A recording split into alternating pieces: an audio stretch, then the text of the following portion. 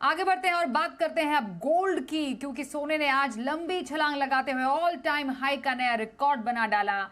फरवरी के निचले स्तरों से करीब 6,000 रुपए दाम बढ़े हैं।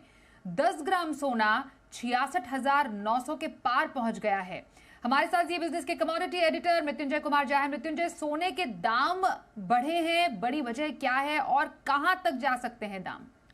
देखिए, बहुत बड़ी तेज़ी आई है और सबसे पहले आपको बता दें कि हुआ क्या है। हुआ ये है कि जब कल देर रात फेड का फैसला आया और जिसमें ये कहा गया कि इस बार दरों में कोई बदलाव नहीं है, लेकिन इस साल 3 बार दरें घट सकती हैं। उसके बाद ग्लोबल मार्केट में बड़ा एक्शन आया, तेज़ी आई और जब आज इंडियन मार्केट में ओपनिंग हुई मार्केट की तो खुलते ही बाजार करीब करीब 1,000 रुपये बढ़ा MCX पर और आज के कारोबार में गोल्ड ने 66,943 का ऑल टाइम हाई टच किया। मतलब ये कि ये भाव इससे पहले कभी गोल्ड का दिखा नहीं था।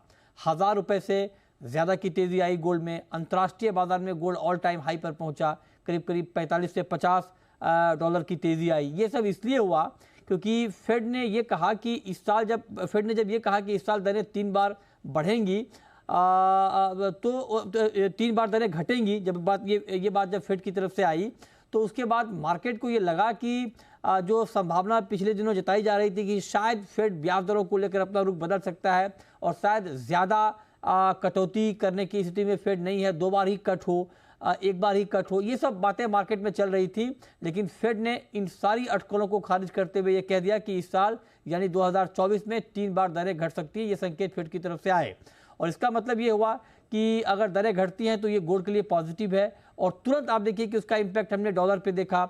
डॉलर वीक हुआ, उसका भी बड़ा फायदा गोल्ड को मिला। तो कुल मिलाकर गोल्ड का सेंटीमेंट काफ़ी मजबूत हुआ है फेड के इस संकेत से कि दरें घटेंगी और उससे मार्केट में एक बाइंग का माहौल बना है। लेकिन बाजार के जानकारों का मानना है कि चूंकि मार्केट का ये रिएक्शन कुछ ज़्यादा ही पैनिक रिएक्शन है, क्योंकि वॉल्यूम बहुत ज़्यादा नहीं है गोल्ड में। अभी आप देखिए इस लेवल पे ग्लोबली भी अगर आप देखें तो, और जो डिमांड है उसमें भी कोई बड़ी बढ़ोतरी नहीं है। तो लिहाजा यहाँ से भले ही इतनी तेज़ी आ गई है, लेकिन यहाँ से गोल्ड में कोई बड़ी तेज़ी आ जाए, गोल्ड यहाँ से और ज़्यादा बहुत बढ़ जाए, इसकी संभावना फिलहाल कम दिख रही है। लेकिन हाँ, अगर ऐसी कोई खबर आ जाए जो गोल्ड के प्राइस के लिहाज से नेगेटिव हो तो बड़ा करेक्शन ज़रूर आ सकता है, लेकिन बड़ी छलांग की संभावना फिलहाल नहीं दिख रही है।